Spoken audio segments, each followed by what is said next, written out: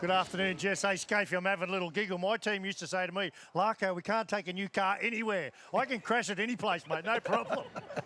Hey, big issue this weekend, big talking point, is the parity has been triggered, the parity model. Now, as you will be well aware, I mean, we've got two cars that are completely different and we're trying to make them exactly the same.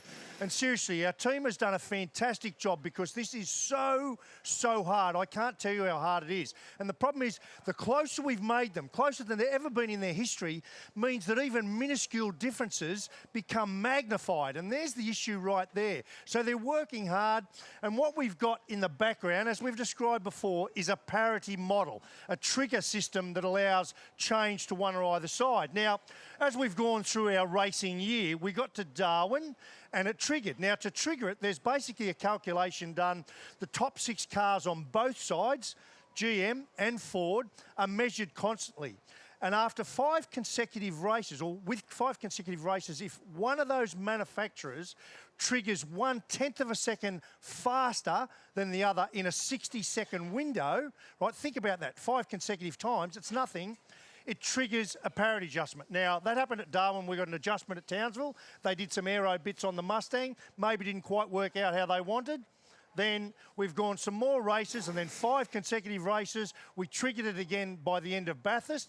So we've got some changes for the Gold Coast. Now, what are the changes? Well, what did they need to do? First of all, really on the Mustang, there's some chat up and down the pit lane that maybe they've got a little bit too much of their aero balance to the front of the cars because they're finding it hard to set them up and they're getting through their rear tyres a little quicker. So they maybe needed some aerodynamic change. And there's a bit of chat about drag. Have these cars got a couple of kilos more drag at higher speeds than the Camaro? So a couple of things they've been allowed to address. First of all, at the front of the car, they've made these nice little infills, these fillets, and you can see where these scallops are, they fit on there beautifully. You barely even see them. You won't even notice them on the cars out there. And what that'll do essentially is the airflow that used to trip and carry on around here and even create a little bit of downforce in a couple of areas will now flow around there much more smoothly and minimise some of the drag, both here and around the front of the car there.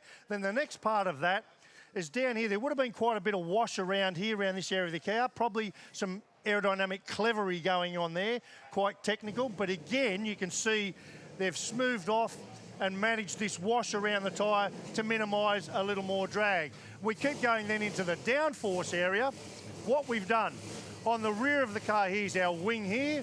First of all, we've gone up 25 millimetres to put it more up in the airstream above the roof of the car. Second thing we've done is we've moved it backwards 25 mil to get it back out in clear air and more leverage on the back of the car. So they're very efficient things to do. The next part of that is they've then added 50 mil. You can see to either side of the wing. Look at that. So they've made it, was 1400, now it's 1500 wide. That for me is the biggest change of all. And then the next little thing they've done is at Townsville, they put this little gurney on to create a little more downforce. Well, it was a bit draggy, so they've got rid of that and they're going to allow them, they were held at 5 degrees, they're now going to be allowed to go to 7 degrees of wing angle. So that's nice without a gurney. Nice little change there. So all in all, what that means when we look at the car and the aero balance, previously, this car, about 70 kilos downforce on the front at 200 k's an hour, about 140 on the rear.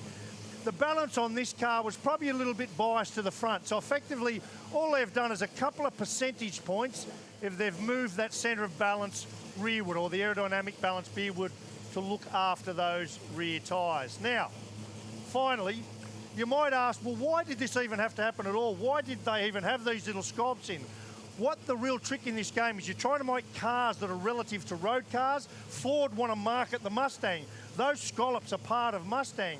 So you've got to try and find the balance between performance and marketing of the road vehicle. And to show you what I'm on about, look at that. There's the road-going Mustang. Look at these scallops. They're important to Ford's marketing. I understand that.